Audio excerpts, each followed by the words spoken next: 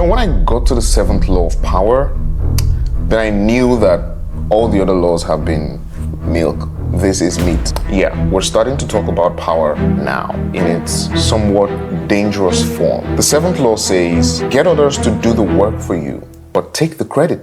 That sounds egocentric, predatory, and everything in between. How do you get others to do the work for you? How do you want to take the credit for the work of other people? Because when we go into it, you would see that this law is not necessarily dangerous. The goal of this law is not to make you a predator, but to ensure that you never become the prey.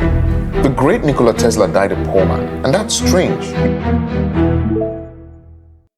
In my last video, I talked about his rivalry with Thomas Edison and how they both competed for dominance, in the electricity space in the 1800s. What I didn't mention was that Tesla actually worked for Edison. He moved all the way from Europe to the United States to work with Edison, right?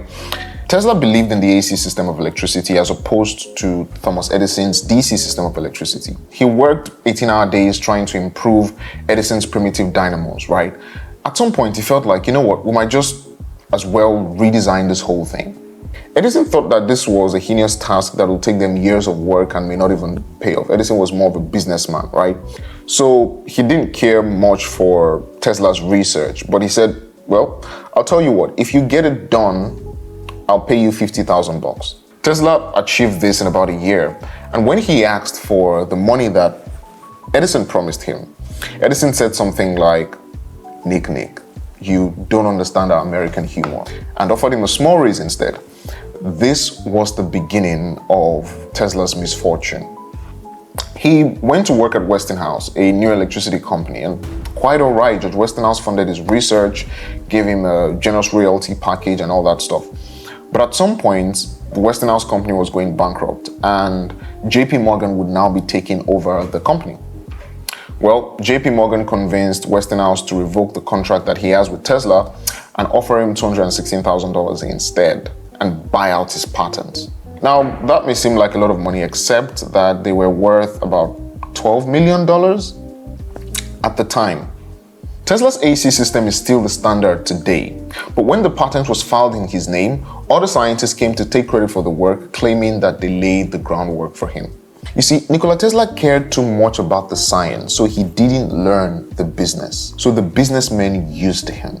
He got excited about the science. He wanted to figure things out. He would, experiment, do all that stuff, right? How many times do you hear movie stars and artists say that other people are taking the credit and the money for their work? Let's take actors, movie actors as an example. You'd notice that the best actors, the highest paid actors are not necessarily the most talented, right? But they are the ones that understand the business the most. It's not enough to just be talented. You need to understand the business of your trade. Similar to artists, right? Some artists make incredible portraits. I've been to galleries and I've seen interesting art and they sell for next to nothing. While some people are painting lines and squares and boxes and just some random stuff, and they are being sold for millions of dollars. So what's the difference? The difference is some people understand the game. They know that it's not enough to be an artist. You must understand the business side of art. They can make deals. They know people to meet. They know how much to charge. They understand the legalities, the money. They understand that it's not enough to sit in your room and make a beautiful painting. It's not enough that a painting takes 1, 2, 3, 5, 10 years to become perfect. It's not enough that you understand the strokes better than the others. They understand that art is also a matter of perspective, and they are great at painting perspectives. You must never be too lost in the science, the arts, the mechanics, the dynamics of the work that you do, that you forget the business side of it. Because if you don't take the credit for your work, others will. And they will profit from your brilliance. Matter of fact, the more talented you are, the longer the queue is of people that are waiting to take the credit and the money from your brilliance, from your work. Look, I'll tell you this, own your work, get the recognition and take the money. Nikola Tesla invented an induction motor, the AC power system, and the radio. He neither got the credit nor the wealth that came from all his work.